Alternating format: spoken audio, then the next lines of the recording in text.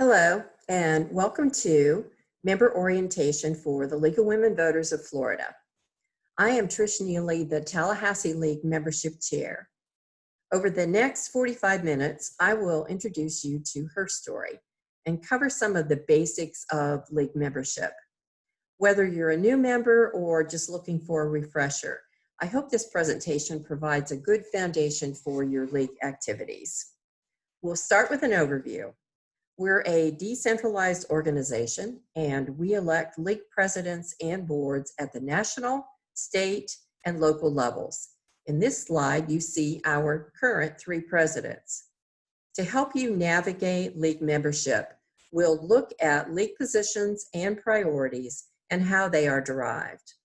This process is fundamental to our 100 years of successful operations.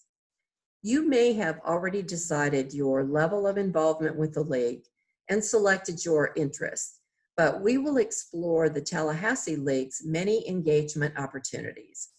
We want you to be delighted with your league membership, regardless how active you choose to be.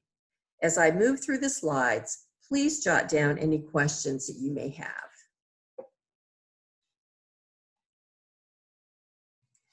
2020 was the League's centennial year, and there were celebrations throughout the nation. This picture, or this slide, is the Tallahassee League celebration that was held at the Capitol Complex in February. Today, the League is one of the most respected and effective grassroots organizations in the country. Membership is open to every person, regardless of gender, who has reached the age of 16. But 100 years ago, we were just a mighty political experiment. We were formed to help 20 million women carry out their new responsibilities as voters. Our founders did not want them to be told how to vote by the men in their lives, husbands, fathers, boyfriends, brothers, uncles, etc. So the League would become a forum to educate them, to encourage them to become active in government and knowledgeable of current affairs, to help them shape public policy. And importantly, the League would groom women as future leaders. We continue to do that today. The League's mission is to empower voters and defend democracy. We envision a democracy where every person has the desire, the right, and the confidence to participate. And we believe in the power of women to create a more perfect democracy. Women were not given the right to vote. It was a 72-year struggle. Women were beaten, they were jailed, they held hunger strikes, they were force-fed, all for wanting to vote. Some went missing, some were institutionalized. They were spat upon, pelted with rocks, and worse. There are thousands of profiles in courage and men and women to talk about, but I thought I would just speak to a few of our pioneers. If you look at the boxes highlighted in red, Elizabeth Cady Stanton was our chief philosopher. Lucretia Mott was one of the most powerful orators of her day. Together in 1848, they coordinated the first women's rights convention in Seneca Falls, New York. Harriet Tubman is probably most famous for her work with the Underground Railroad, but she was also a suffragist, and she worked closely with Lucretia Mott and Susan B. Anthony. Sojourner Truth was a former slave and abolitionist. At 6 foot tall, she was quite an imposing figure and delivered powerful lectures on women's rights as well as civil rights. Susan B. Anthony was one of our organizers. In 1869, she founded the National Women's Suffrage Association. She penned the Susan B. Anthony Amendment, which became the 19th Amendment.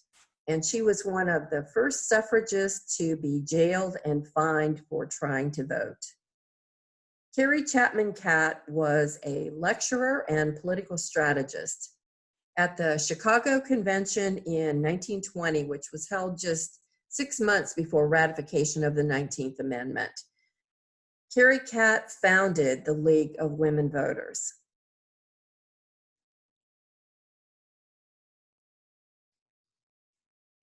Maud Wood Park was the leading congressional lobbyist for women's suffrage, and she became the first president of the League of Women Voters. Alice Paul, seen here toasting the passage of the 19th Amendment in 1920, was one of our most outspoken organizers. She ensured that sex was added as a protected category in the 1964 Civil Rights Act. She also wrote the Equal Rights Amendment that was passed by Congress in 1972. Ida B. Wells was an investigative journalist and also an educator. In 1896, she co-founded the National Association of Colored Women, and in 1909, she was a founding member of the NAACP.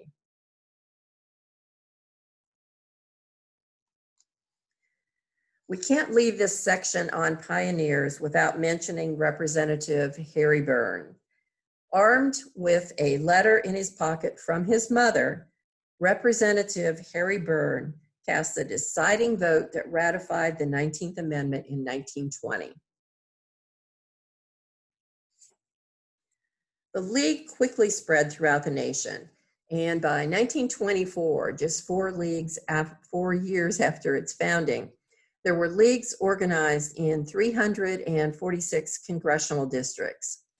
Our founders believed that a nonpartisan stance would keep us from getting mired in the party politics of the day. However, members were and are encouraged to be political and actively participate in government. The League has 2 separate and distinct roles. We educate. We present unbiased information about voting, elections, and other key issues.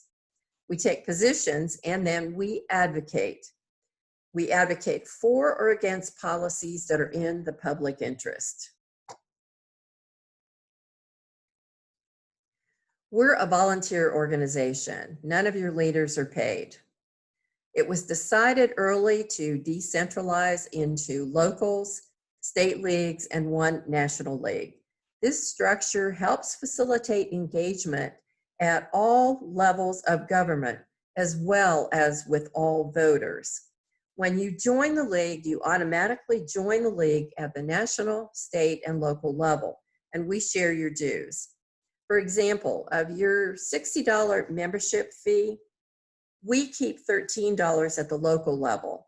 We send $32 to the National League and $15 to the Florida League. This is for the support services that they provide. And I can tell you from being on the board of both the local Tallahassee League and the state of Florida League that there is a lot of communication that flows back and forth between all 3 leagues. League officers and board members are provided mentoring and counterparts to assist with questions or in-league concerns.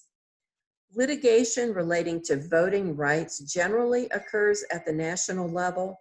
Sometimes partners file, and we join with amicus briefs. The League now has over 500,000 members and supporters. We have chapters in all 50 states, the District of Columbia, Puerto Rico, the Virgin Islands, and Hong Kong. We even have a delegation to the United Nations. Dr. Turner is president and Virginia Case is CEO.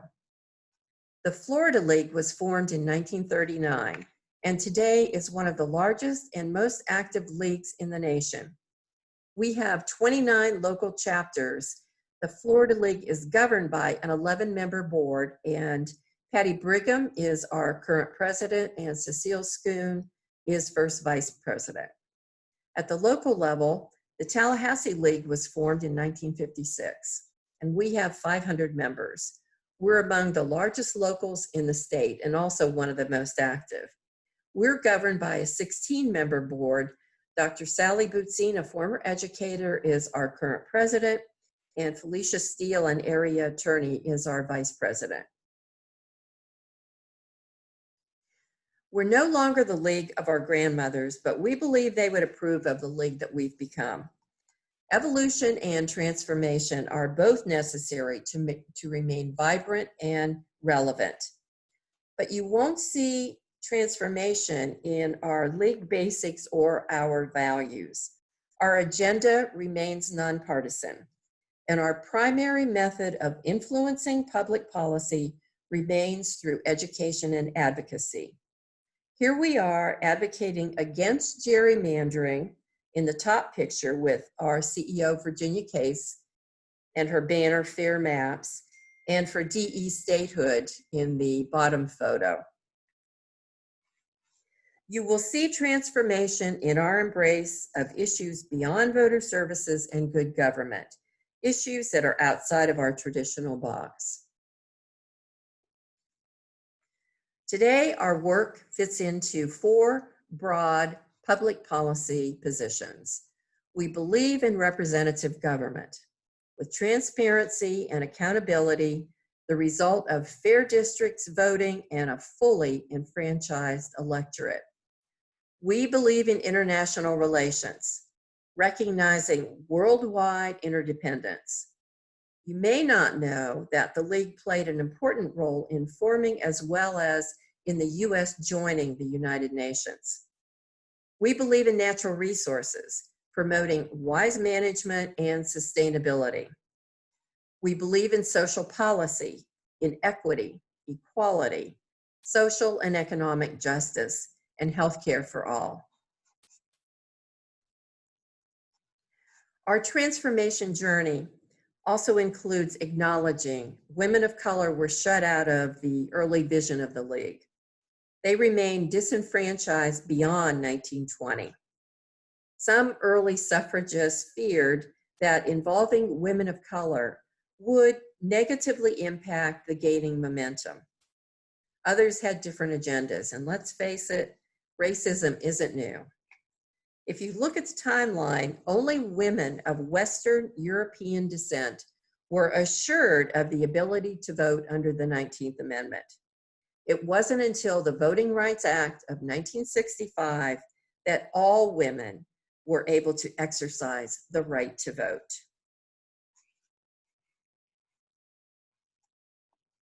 Deborah Turner recently addressed our transformation journey and the need to continue down this important path as an organization. Part of her vision for the National League over the next 2 years includes deepening our diversity, equity, and inclusion work. We often just refer to it as our DEI work, and truly becoming an intergenerational enterprise. President Turner's vision also includes making Vote 411 a household name. In 2020, we launched a Spanish version of the app. Also during the 2020 election, let me just give you some stats because they're pretty impressive. Our nationwide online tool included candidate information in more than 22,000 races, and 6 million voters used the app in the 2020 election. This was up from 4 million in 2016. Also, 170,000 used the voter registration tool, and 300,000 used the Check Your Registration tool that's on the app. Our current U.S. League program is titled The Campaign for Making Democracy Work. It was voted by the membership in June of 2020. What you see here are the priorities. They're referred to as spotlight issues, and they're associated with the program.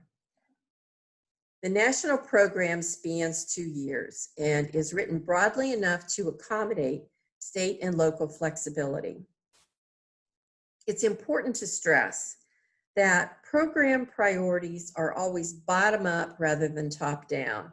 This is the hallmark of a grassroots organization. In the next slide, we'll see how this comes together.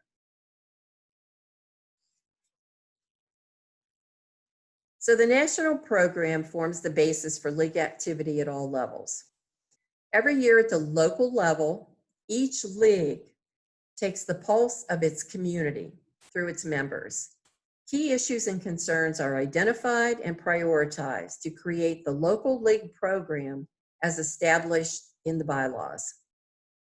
Our Tallahassee League program falls neatly under the national umbrella that you see here to the right, slanted.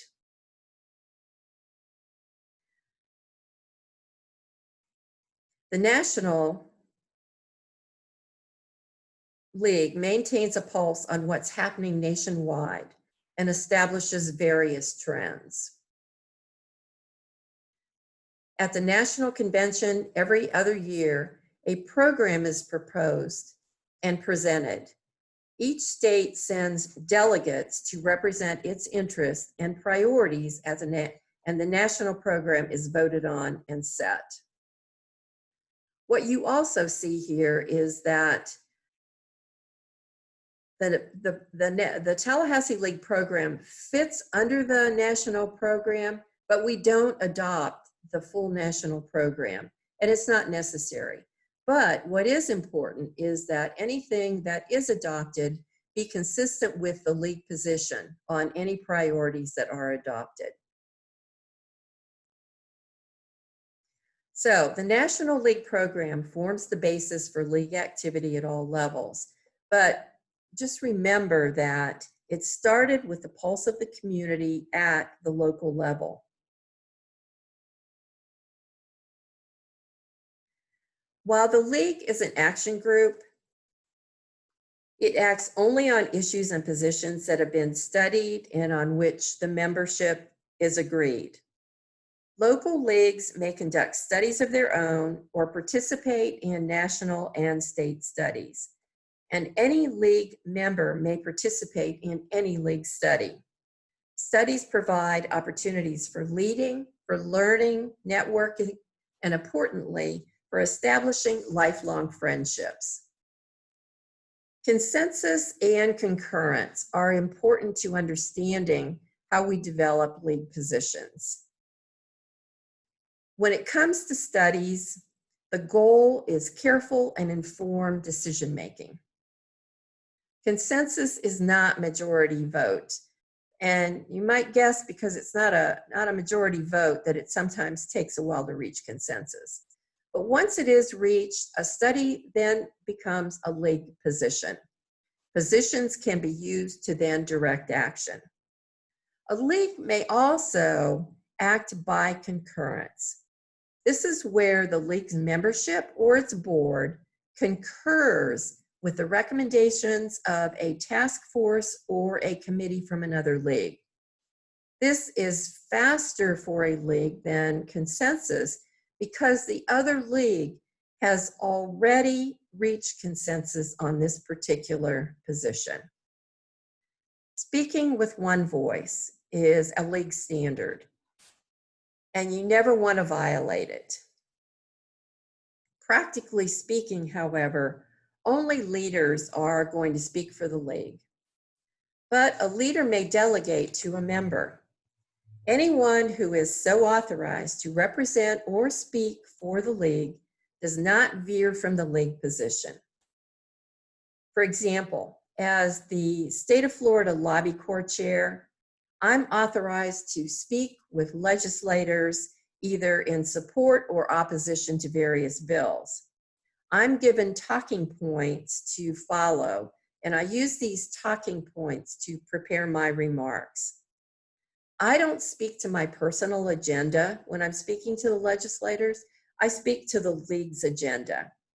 However, I'm free as a private citizen to believe and say what I want, but not when I am clearly representing the league.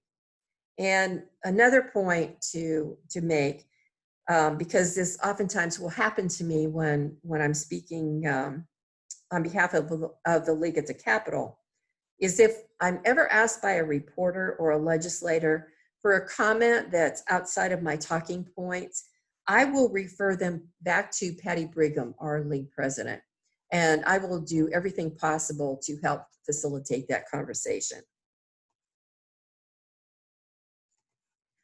Our nonpartisan policy is the holy grail of our voter services program. The League is political, but we don't support or oppose any party or candidate for public office. And let me just repeat that because it's so important. The League is political, but we don't support, we don't oppose any party or candidate for public office. Candidates will appear at our events and forums because they trust that we'll be fair and impartial, and they know that we are going to treat them with a great deal of respect. This reputation accounts for the confidence that's placed in our positions by citizens, other organizations, and by the media. This gives us a powerful voice that is listened to and respect when we walk through the Florida Capitol. Our members are encouraged to fully participate in the party of their choice and actively engage in the political process. But there are certain restraints on our members that are necessary in order to maintain the League's nonpartisan policy. So here are a few no-nos. Never display the League logo alongside political party logos. This includes buttons, banners, flags, shirts, bumper stickers, yard signs, anything with a logo. If you can see them together, it jeopardizes the League's nonpartisan position. If you're a board member, a board officer, or an action chair, you have further restraints. You cannot run for or hold elective office. You also cannot hold an elected position in a political party. Board officers and some action chairs may not attend fundraising events or make campaign contributions for candidates. These rules are stated in our handbook, which is always posted to our website. And if you are ever in doubt, just ask another League member.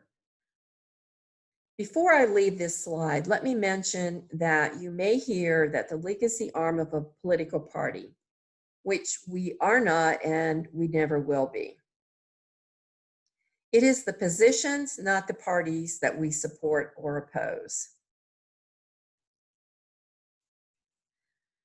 While we may evolve with new priorities, our principles, our sense of freedoms and justice, and our positions related to democracy have remained steadfast through 100 years.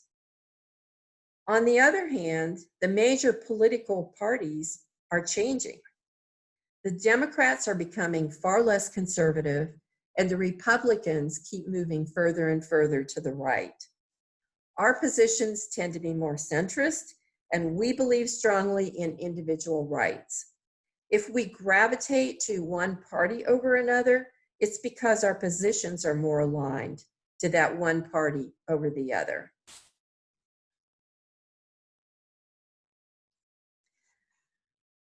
The League educates and advocates. I've said this enough times that you probably realize how important this is. Thus, we operate both a 501c3 and a 501c4 organization. We have separate budgets for both and sometimes separate boards. We educate under our 501c3 designation. This includes registering voters, providing forums for voters to learn about candidate positions, ballot information, voter guides, speakers bureau, etc. We conduct educational workshops and coordinate field trips. You see the complete list here. When I said previously that we are a political organization, I was referring to our advocacy work under our 501c4 designation.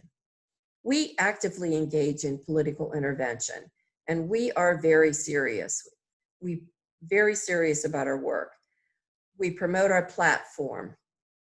we're quite earnest. We take positions on voting rights, abortion rights, social rights, everything that's important and part of our priorities. We have partner organizations that we support and they support us. If you look at the bottom right of this screen, you will see some of the partner organizations that we have. We mobilize members with calls to action. We might send you an email or text message to call, email your representative or senator. We might ask you to march in solidarity from one of our local campuses to the Capitol. We might ask you to send letters to the editor. As you see here, there are many ways for you to be actively engaged. Many local committees have the opportunity to coordinate with statewide chairs, also with similar committees in other local leagues. I'm going to drill down into some of our activities. We've been talking about advocacy, so I'll start with Lobby Corps. Because of the 2020 election, pre-session committee work for the state of Florida won't begin until January.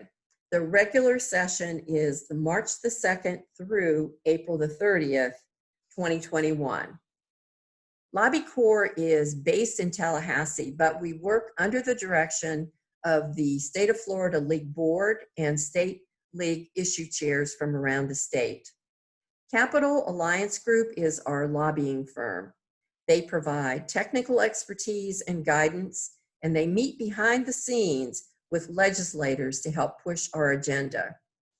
Before each session, I schedule meetings with our representatives to gauge their support for our priorities. Lobby Days is typically an event when leaguers from around the state of Florida descend on our Capitol and speak with their representative legislators to advocate on behalf of the league. We usually have a press conference, Defending Democracy press conference. Some of us who are from Tallahassee will provide a Capitol tour for some of our members from around the state. And we often end with a fabulous gala where we recognize one of our legislators for the important work that they've done on behalf of the league.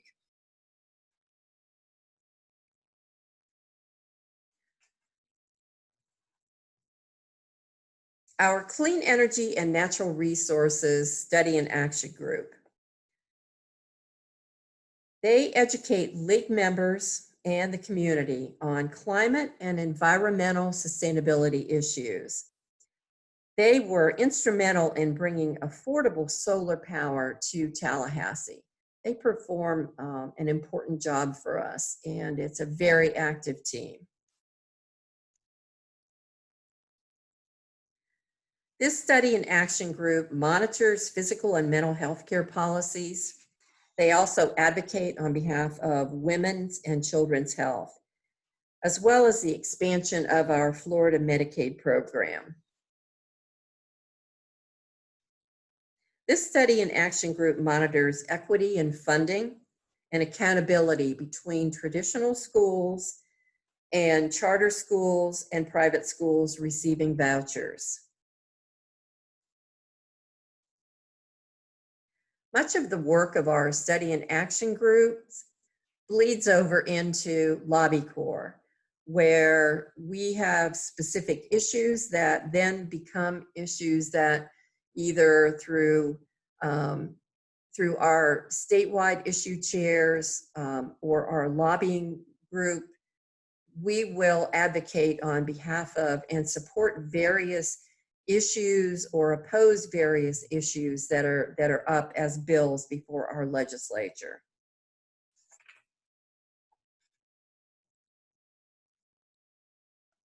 This study and action group operates at the local level strictly. They monitor City of Tallahassee and Leon County Commission agendas and minutes. They also monitor Tallahassee's Independent Ethics Board. They will engage with elected and appointed officials to promote efficient and responsible local governments. In 2020, the Local Government Committee, as well as the Voter Services Committee, teamed up with the Tallahassee Democrat to hold virtual candidate forums.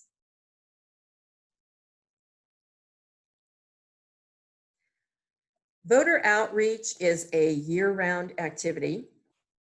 It does require training and certification, which we provide. Typically, we'll set up a booth or table at a local event where we get a lot of traffic flow. However, we may also provide written materials and direct citizens to Vote 411 for registration assistance. As you might guess, election years can be pretty frenetic in terms of activities. Many of our voter services members volunteer as poll workers or poll monitors. We also deliver and collect a lot of election material to our shut-ins in particular, as well as to some of the senior housing in Tallahassee. We have a very close relationship with the Election Protection Organization, and many of our members volunteer as roving monitors and social media monitors through that group. In this slide, you see some of our voter services activities. We installed 2 billboards for the 2020 election. They were placed at 2 of our heavily trafficked roads in Tallahassee, so they were highly visible. We created 2 public service announcements and posted them to social media. And we had a relationship with WFSU, where they broadcast some of our Voting Matters minute broadcasts throughout the election cycle.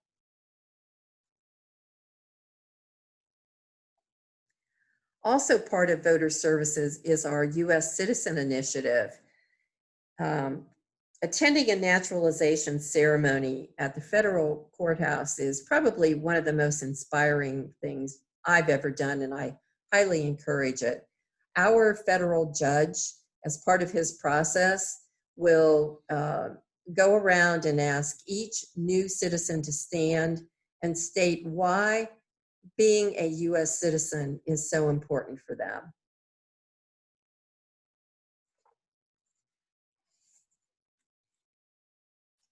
These 3 working committees educate members as well as Leon County citizens, and they also market our local league. All of our written communiques, our emails and videos will go through these committees. Again, this is just making sure that we speak with one voice, keeping everything consistent, keeping everything accurate. If you're a creative person, if you're a writer, a photographer, a social media pro, or if you enjoy public speaking, I encourage you to get involved with one or all of these committees, because we will put you to work in a way that your expertise will really shine for us and for you.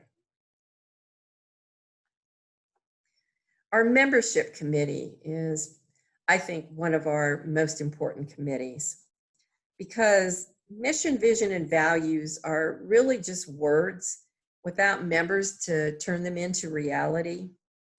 Membership outreach and member retention are year-round activities.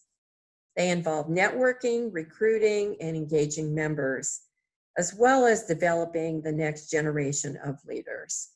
And we're all part of the membership committee because we're all asked to invite new members into the organization. Membership works closely with the DEI committee. Remember, this is diversity, equity, and inclusion. Tallahassee is a diverse community, and we choose to embrace and invite that diversity into the league rather than remain static. We believe that having a vibrant organization is very important for the league. But how do we make the transformation? How do we invite difficult conversations we know we must have and to make them productive? This particular committee is exploring and answering those questions.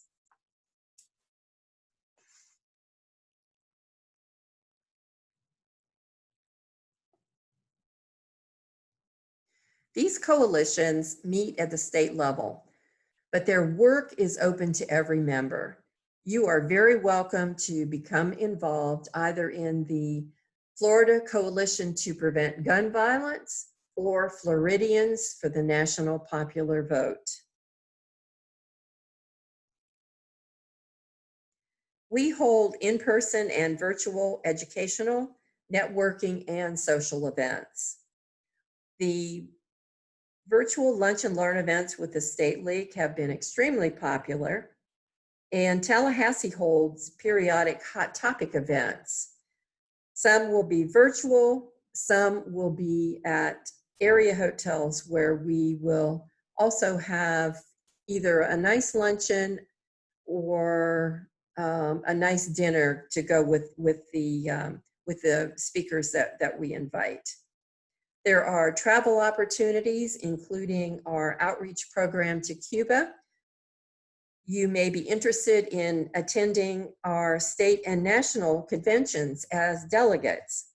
And our Tallahassee League annual membership meeting is always held in April. This is where we elect our officers and our board and approve our annual program. All of the events are noticed through the voter newsletters that you'll receive from either the national, state, or our Tallahassee League. We also advertise through our social media platforms.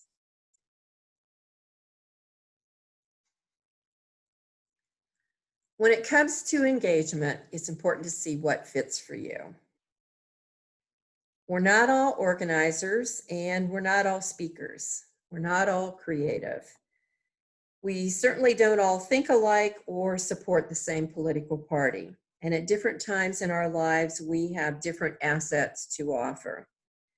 So as a league, we offer many ways for you to be actively engaged, regardless your level of physical activity.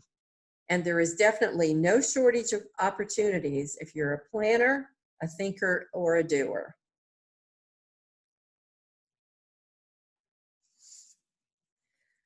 Now for those questions that I suggested that you jot down. There was a lot covered in a short period of time to bring the league into focus for you. So it's natural for you to have some questions. You should have my email address, but if not, on the screen, you see the general email for the league and our league phone number, where you may leave a message. Both are regularly monitored and we will get back with you. Please don't ever hesitate to reach out with questions or comments. We want you to be delighted with your membership. The next slide has some additional contact information. So again, here's our email. This is how to contact us on Facebook. Please like us and share your posts. Here's how to reach us on Twitter, Instagram, and we now have a YouTube channel. On behalf of our 500 plus members in the Tallahassee League, as well as the citizens that we serve as part of the Tallahassee League, we want to thank you for being a member with us. We greatly appreciate and we value you. And with that, our orientation is now over. Thank you.